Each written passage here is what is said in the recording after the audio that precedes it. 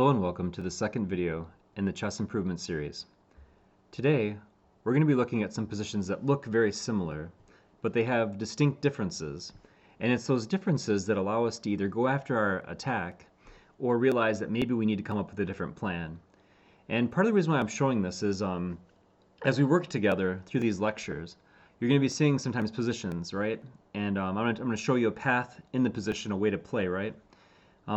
But then you might see a very similar position in your own game, and you might become quite angry at me. You might be like, oh my gosh, you told me when this happens to do these moves, and I thought I had exactly the position you described to me, but in fact it wasn't the same position. And so we're going to look at some things today where there's some minute differences in the board. Things look quite similar, and just taking that extra minute to calculate. So today's a little bit about calculation. It's the idea that we can go on pattern recognition and we can try to make our best moves, but in addition to that, we don't want to play purely based on impulses and the feeling that it's right. We want to actually look at it and make sure that it actually works out. So let's go to the first example here, and we'll just look at the board for now. And you look at this position, and in the position, black plays bishop to g4. And for some of you, a recognized pattern may go off in your head when you look at this, and you might say, I believe there's a really cool way to checkmate black here, and you might jump into that pattern. Let's look at another one. Let's look at this board. And again, we'll think about the same thing. So bishop comes out, and do we see that pattern? Is the same pattern available? Look at the board for a minute. Do you see it? And we have another board over here, and again, bishop comes out. But there's minute differences on each one of these boards. So as we go to this board, to maybe this board, again with the bishop coming out, four boards that we're looking at. And on each one there's a small difference. Now, on one of the boards, we can actually do the pattern. In fact, on two of these four boards, the pattern that you may know is available. On two other boards, the pattern is not available. I don't want you to memorize which one is which. I want you to understand why it works in some positions and not others.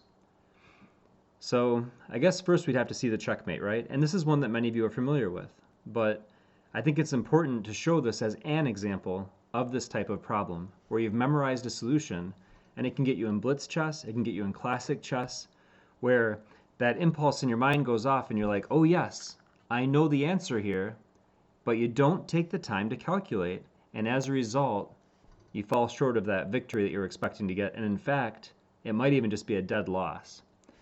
Okay, so let's move to one of these boards, like this one, for example, and I'll show you white's idea, okay? Just so you can see the idea on this board, and then I'll close when I'm done so I don't come back to it. This knight can take on e5. It looks crazy, right? Looks like a crazy move. And we don't want to play moves because they look crazy and they might work out. We don't want to play hopeful chess, where we're hoping our opponent makes a mistake. We want to play calculated chess, where we understand exactly why we made the move, what we threaten, and as a result of that, we make the move very confidently, and we also consider best moves for our opponent. So here, we can hope that black plays bishop takes queen, but of course, black has other ideas. Maybe it's pawn takes knight. So in addition to bishop takes queen variations, we have to consider, what if the pawn takes our knight? What do we do if that happens? Are we still okay in the position? Are things still good? And in this case, yes. If pawn takes knight, we play queen takes bishop, and we're up a full pawn. We've got development on our opponent. We have a bishop, a knight, and a queen developed. Our opponent only has pawns, so that's good for us. So we can objectively say that this is okay to do in this position.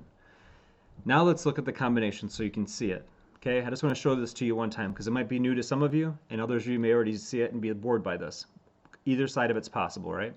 Bishop takes queen. Bishop takes pawn check. The knight guards this square. The knight is also protecting the bishop. Because the knight protects the bishop, the king cannot capture it, of course. The king goes to e7. That are left over are this e7 square and this f6 square. Knight, knight, bishop, bishop. So we got bishop on e8 and e6, and the knight controlling d7 and f7. So when this knight moves to d5, it's checkmate. The king has no squares, and the minor pieces are protecting one another, and we're very happy and we're very proud. We played this beautiful memorized mate called the gal's mate, and we're very excited and happy with ourselves. And that's great. And people will show this to you and you'll memorize it and you'll be like, oh, that position, I remember bishop, and you'll say things like this. They played bishop to g4, and when they played bishop to g4, I got this checkmate. But what I'm trying to stress today is that as you memorize lines with me, as you learn things with me, you have to, over the board chess and your blitz games, if you want to improve your rating, you have to take the additional time to look at the board and ask yourself, are the squares that you need for this mate available, number one.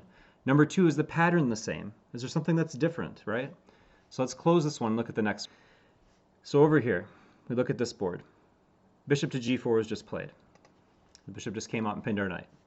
It looks, by all means, quite similar, right? I mean, you have to admit this looks quite similar. And so, do we capture on e5? Do we just play this move? Take a minute, pause the video, and consider if knight takes e5 should be played here. Does the variation I just showed you work out again? Are those moves available? And you can go back in the video and see what we just did if you have questions about that. It's a wonderful thing about video. You can go backward and forward, right? So if you don't remember it, go back and look at it again. But in this position, can we make the same moves? Pause the video and let me know. Okay, I've assumed that you've paused the video. You've come back here. I can almost hear you saying to me, no, it doesn't work. Right? So you begin going through this in your head, of course, not doing what I'm doing right now, but in your head you were seeing this. Bishop takes check, king goes up, knight checks, uh-oh, knight takes knight. Completely different. And you just gave up your queen, and most likely you're going to lose this game. You're down significant material. And based on trying to memorize a pattern, just memorize without thinking, rote memorization, this can be the result of rote memorization. I really want to stress that today. You know, get you guys calculating, number one, and also the thought process has to be there. You can't just try to memorize moves and try to win based on memorization. Again, bishop to g4 gets played. Should we do it? Should we go after our combination?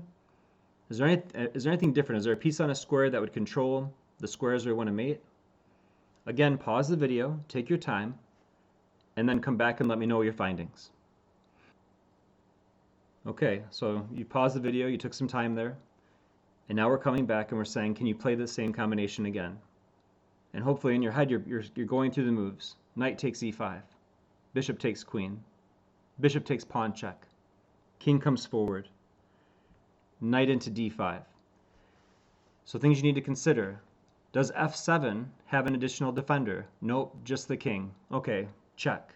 Is d5 controlled by one of black's pieces? The pawn is not on c6 controlling the square. The knight is not on f6 controlling the square. The queen is not on d7 allowing the king to run away, right? These are all important things.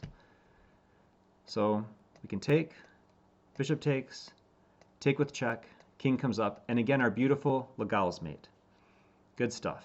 And now in the final position, this one. Can we do it? What's different here? Even on our very first move, knight takes e5. Does black have to capture with the d-pawn? What else can they capture with? That's right. The knight on c6 could also recapture. So it could go down just this badly. Knight takes, and suddenly our queen is threatened, our bishop is threatened, and we've just given a knight.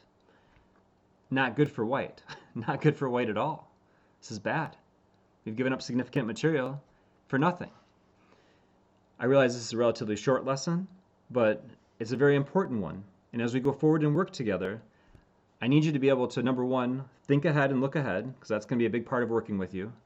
And the other piece of that is, I want you to do more than memorize. I want you to think about the moves that need to get played, if their squares are available. Don't guess your way into it, I guess I'm trying to say. If you really want to improve your rating, if you really want to get better at chess, you really have to take the extra time. You have to do the calculation. You have to see it through mentally. You have to vision how the board's going to change. I hope you've enjoyed this video. I hope now that you can see the dangers in just trying to memorize and play for a win like this. I want you to be calculating. I want you to be very careful when you play your openings, when you play games in general. And as I'm teaching you stuff, I really want you to always be taking the extra time to calculate so you don't have embarrassing things like this happen to you, where a memorized win turns into a memorized loss. We'll see you next time. Take care, guys.